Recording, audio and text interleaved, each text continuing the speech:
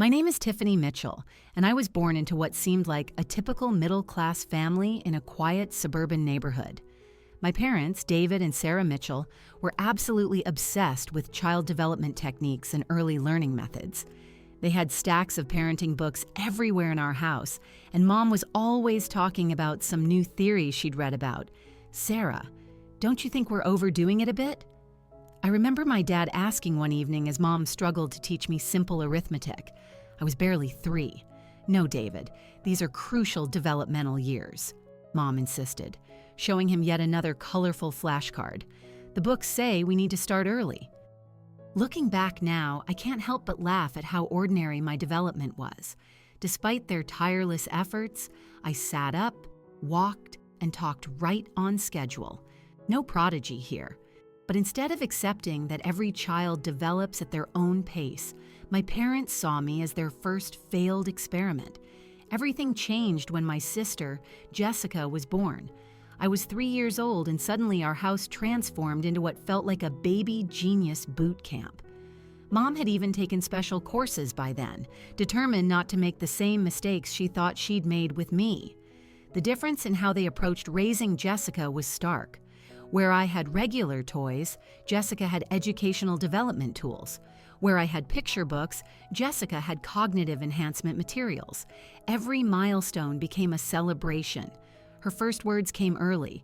She walked before her peers, and she could solve puzzles meant for older kids. My grandparents, Peter and Eleanor Mitchell, lived just a few blocks away, and their house became my sanctuary. They treated Jessica and me exactly the same, showering us both with the same love and attention. I remember one particular Sunday afternoon when I was about 5, sitting on Grandma Eleanor's lap as she read stories to both Jessica and me. "Both of my granddaughters are perfect just the way they are," Grandma would say, giving us each a cookie. This always seemed to irritate Mom, who would purse her lips and mutter something about acknowledging exceptional talent. "Sarah," Grandma once said firmly during a family dinner, "children need love, not pressure. They're not science experiments." "Mom, you don't understand modern parenting." Dad jumped to Mom's defense. "Jessica shows real promise. We need to nurture that."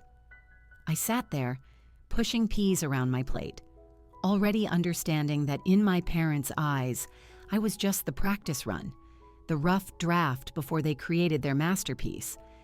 Elementary school was a pretty normal experience for me. I wasn't at the top of my class, but I wasn't at the bottom either. I made friends, did my homework, and generally enjoyed being a regular kid. My report cards were filled with B's and the occasional A, which I thought was perfectly fine. My parents, however, barely glanced at them. Then came the day Jessica started school. But unlike me, who went to our local public school, my sister got a different treatment entirely. "We've enrolled Jessica in the Wellington Academy for Gifted Children," Mom announced proudly at dinner one evening. They rarely accept children so young, but they were very impressed with her test scores. I remember choking on my milk. Wellington was that fancy private school across town, the one with the huge campus and Olympic-sized swimming pool. The tuition there cost more than a car. The spending didn't stop there. Every time Jessica complained about the workload or threw a tantrum about homework, our parents' solution was to throw money at the problem. "I don't want to do math today," Jessica would whine. "It's too hard." "Tell you what, sweetie," Mom would say, "if you finish your homework, we can go to the toy store and get that new dollhouse she wanted." It didn't take long for Jessica to figure out this game. Soon, every minor accomplishment came with a price tag. "If I get an A on this test, can I get the new iPad? Or I'll do extra credit if you buy me those designer shoes." Meanwhile, I sat at our kitchen table doing my homework alone. No rewards, no special attention.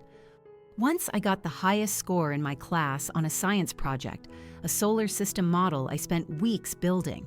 When I showed it to Mom, she just nodded and said, "That's nice, honey." "Oh, did you hear Jessica got accepted into the advanced mathematics program?" The final straw came when I was 13.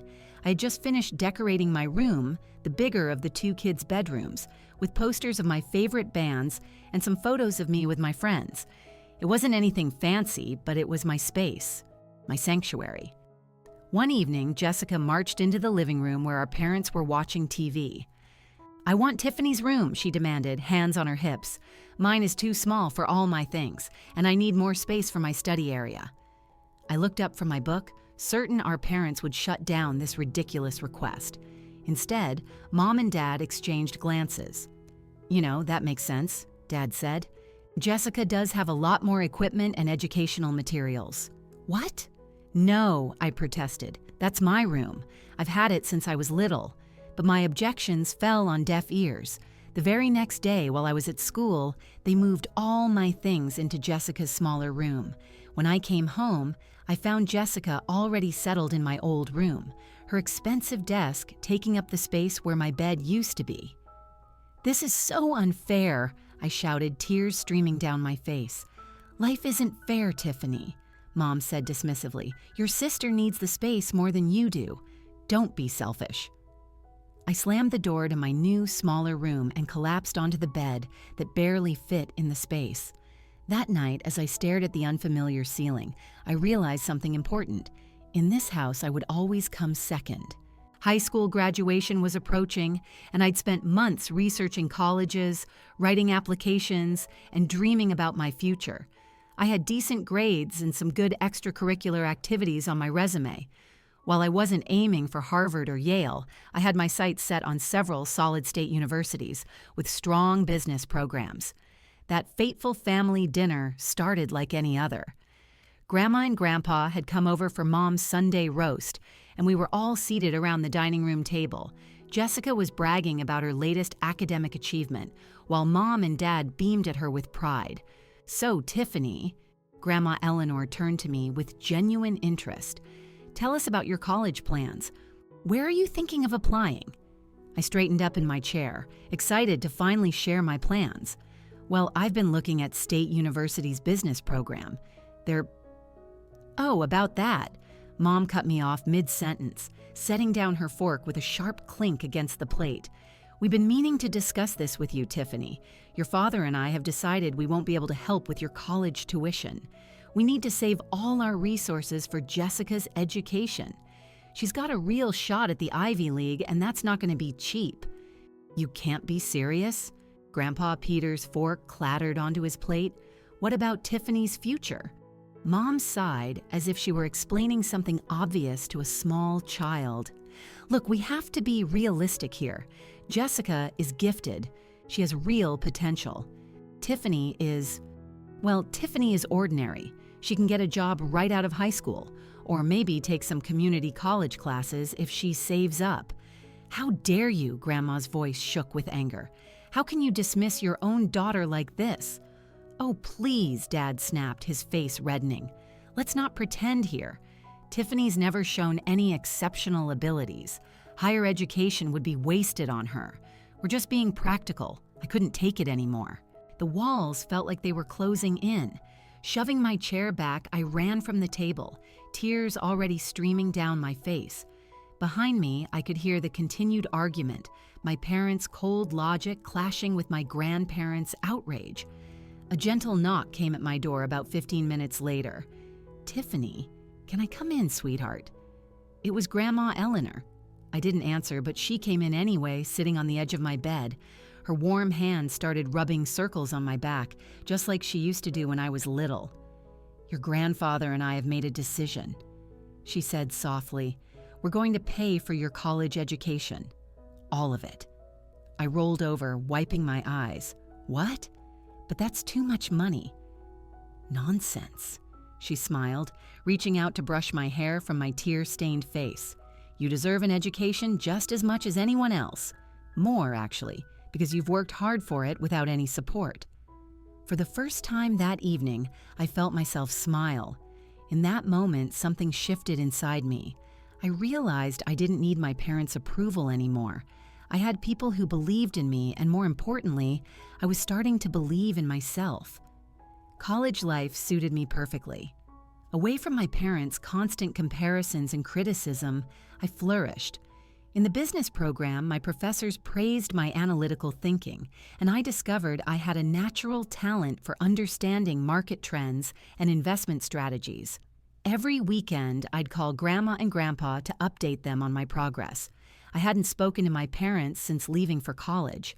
They hadn't tried to contact me either, which honestly made things easier. The only updates I got about them came through my grandparents, and one particular call changed everything. "You won't believe what's happening with Jessica," Grandma said one evening, her voice heavy with concern. "She's completely gone off the rails. You know, she got into Princeton. Your parents wouldn't stop talking about it, but apparently, once she got there, away from your parents' constant supervision, she just stopped caring about school altogether." I listened as Grandma painted a picture of my perfect sister's dramatic fall from grace. Jessica, it seemed, had discovered parties, boys, and the freedom to do whatever she wanted. Her carefully cultivated image as the family genius crumbled in a matter of weeks. "Your mother called me in tears yesterday," Grandma continued. "The dean's office sent them a warning letter. Jessica's barely attending classes, and when she does show up, she's either late or hungover. What are Mom and Dad doing about it?" Oh, they're beside themselves. They've tried everything, threatening to cut off her allowance, promising her a new car if she brings her grades up, even flying out to Princeton to talk some sense into her. But Jessica just laughs it off. The irony wasn't lost on me. After years of giving Jessica everything she wanted, my parents had created someone who didn't know how to handle responsibility. A month later, Grandma called with an update. "Well, it finally happened," she said. "Jessica got kicked out of Princeton, failed almost every class, and had too many disciplinary infractions to count. I could hardly believe it. The golden child, the genius, the one who was supposed to bring glory to the family name, kicked out of college after just 1 year.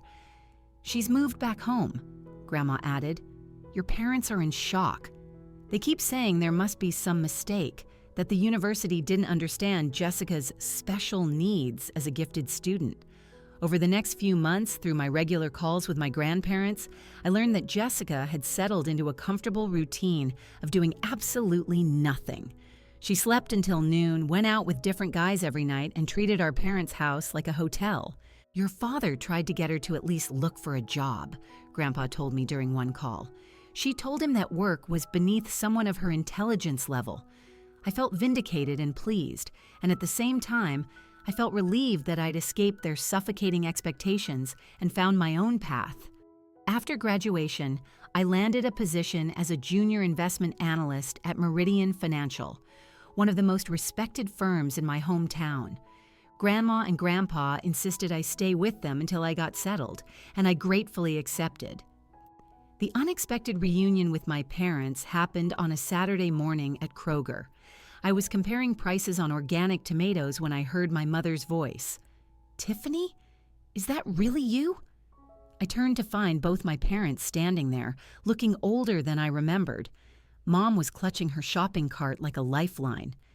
"We've missed you so much," Dad said, his voice unusually gentle. "Why don't you come over for dinner sometime?" Part of me wanted to decline, to remind them of how they dismissed me years ago, but curiosity won out. "Sure," I heard myself say. The dinner was surreal. The same house, the same dining room table, but everything felt different. My parents couldn't stop praising my job at Meridian. "Investment analyst at such a prestigious firm," Mom kept saying. "We're so proud of you, honey. James Wilson told me they only hire the best and brightest at Meridian." I could see Jessica's knuckles turning white around her fork. She had just quit another retail job, her third that year. Over the next few years, I worked my way up at Meridian. Each promotion came with new responsibilities and challenges, which I tackled head on. My parents started inviting me to regular family dinners, and I accepted occasionally, maintaining a careful distance while allowing them back into my life. Jessica continued her pattern of short-lived jobs and longer periods of unemployment, never leaving our parents' house. She'd work as a waitress for a few months, then quit because it was beneath her. She'd try reception work, then leave because it was too boring. Everything changed again at one of our family gatherings. Jessica burst through the front door, dragging along a tall, well-dressed man in his 30s. "Everyone, this is Charles," she announced triumphantly. "My boyfriend." Charles was polite and well-spoken, clearly from money. Jessica spent the entire evening shooting smug looks my way. "See?" she finally said during dinner, her voice dripping with satisfaction. "I bet you didn't expect me to find someone before you did, Miss Career Woman." I just shrugged and took another bite of Mom's pot roast. Jessica's attempt to get under my skin felt childish, especially given everything I'd achieved. My parents, however, were completely smitten with Charles. They hung on his every word about his family's real estate empire and his private school education. When he left that evening, promising to take Jessica to some fancy restaurant the following weekend, Mom pulled me aside. "Isn't it wonderful?" she whispered excitedly. "Charles comes from such a good family. They own half the commercial properties downtown. Jessica's finally found her path to success." I didn't bother pointing out that dating a rich man wasn't exactly a career achievement. Some things never changed. My big break at Meridian Financial came when I spotted a critical error in one of our major investment portfolios. The senior analysts had overlooked a pattern of high-risk investments that could have cost our clients millions. I stayed up 3 nights straight analyzing data and preparing a comprehensive report. "Miss Mitchell, this is remarkable," Mr. Davidson, our CEO, said during the emergency meeting I had called. "How did you catch this?" "I noticed inconsistencies in the risk assessment models," I explained, walking them through my findings. "If we redistribute these investments now, we can not only avoid losses, but potentially increase returns by 12%. My strategy worked better than anyone expected. Within 6 months, the restructured portfolio showed a 15% increase in returns. Clients were thrilled, and Meridian's reputation soared. I followed this success by developing a new investment algorithm that helped identify emerging market opportunities before our competitors. Then came the day that changed everything. I was called into the boardroom expecting another routine meeting. "Tiffany," Mr. Davidson began, "we're creating a new position of investment director and we want you to fill it." I nearly dropped my coffee cup. Investment director? That would put me in charge of all investment strategies for the firm. It was a massive promotion, skipping several traditional career steps. The first people I called were Grandma and Grandpa. They were beside themselves with happiness and pride. I shared the news with my parents at our next family dinner. To my surprise, they seemed genuinely excited. "This calls for a celebration," Mom declared. "You must have a party." "I was thinking of reserving a private room at La Maron," I said, referring to an upscale restaurant downtown. "I could invite the whole family and—" "Oh, no, Mom interrupted, waving her hand dismissively. "You should have it here. Your father and I will help organize everything. It will be much more personal, more special. I'll invite all the relatives, order catering from that wonderful place on Oak Street." Her enthusiasm was infectious, and I found myself agreeing. Over the next week, I transferred money to my mother's account for the party expenses, and she kept me updated with regular phone calls. The evening started with such promise. I arrived at my parents' house wearing my favorite black cocktail dress and a pearl necklace, a graduation gift from my grandparents. The house was beautifully decorated, with fresh flowers on every surface and elegant place settings at the dining table. The caterers had outdone themselves. The aroma of gourmet food filled the air. Family members were already there, mingling in small groups. My grandparents gave me warm hugs. Aunt Susan kissed my cheek. Uncle Robert patted my shoulder. Jessica was holding court in the living room, wearing a stunning blue designer dress, with Charles by her side in an expensive suit. Once all the guests had arrived, we gathered around the large dining table. I stood up, champagne glass in hand, ready to make my announcement. "I'd like to thank everyone for coming tonight," I began. "Oh, sweetie, let me." Mom jumped up, cutting me off mid-sentence. Her voice was almost singing with excitement, but not for the reason I expected. "We've gathered here today," she announced, beaming at the assembled family members, "to celebrate a wonderful occasion. Our beautiful Jessica and her wonderful Charles are engaged to be married." The room erupted in gasps and congratulations. Jessica pretended to blush while showing off a massive diamond ring I hadn't noticed before. Charles smiled proudly beside her. I fell back into my chair, my champagne glass nearly slipping from my numb fingers. This couldn't be happening. The party I had paid for, my promotion celebration, had been hijacked for Jessica's engagement announcement. Looking around the table in disbelief, I saw nothing but genuine happiness on everyone's faces. Even my grandparents were smiling and congratulating the happy couple. That's when it hit me. None of them knew this was supposed to be my celebration. My parents had invited them to an engagement party, not a promotion party. My chair scraped against the floor as I stood up, anger burning in my throat. But before I could say anything, I felt my father's iron grip on my wrist. He pulled me close, his smile never wavering for the benefit of the guests, but his whispered words were ice cold. "Don't you dare make a scene," he hissed through clenched teeth. "If you ruin this for your sister, we'll cut you off completely. No inheritance, no family, nothing. Sit down and smile." I yanked my hand away from my father's grip. "No," I said, my voice cutting through the cheerful chatter. "Everyone needs to know the truth." The room fell silent. Jessica's smug smile froze on her face. "This party," I continued, my voice growing stronger, "was supposed to be celebrating my promotion to investment director at Meridian Financial. I paid for everything. The food, the decorations, all of it. My parents took my money and turned my celebration into an engagement party for Jessica without telling me. Gasps and whispers filled the room. Aunt Susan's hand flew to her mouth in shock. "That's not true," Mom tried to interrupt, her face flushing red. "Tiffany, stop this nonsense right now. Show them the invitation, Aunt Susan," I said calmly. "What does it say?" Aunt Susan fumbled in her purse and pulled out the cream-colored card. It says, "Join us in celebrating the engagement of Jessica Mitchell and Charles Aldridge." Charles stood up slowly, his face darkening. "You told me this was a family dinner where you'd announce our engagement. You never said anything about stealing your sister's celebration." "Charlie, baby, let me explain," Jessica started, but he cut her off. "Number, I've seen enough." He turned to me. "I'm sorry, Tiffany. I had no idea." Then he looked at Jessica. "This engagement is off.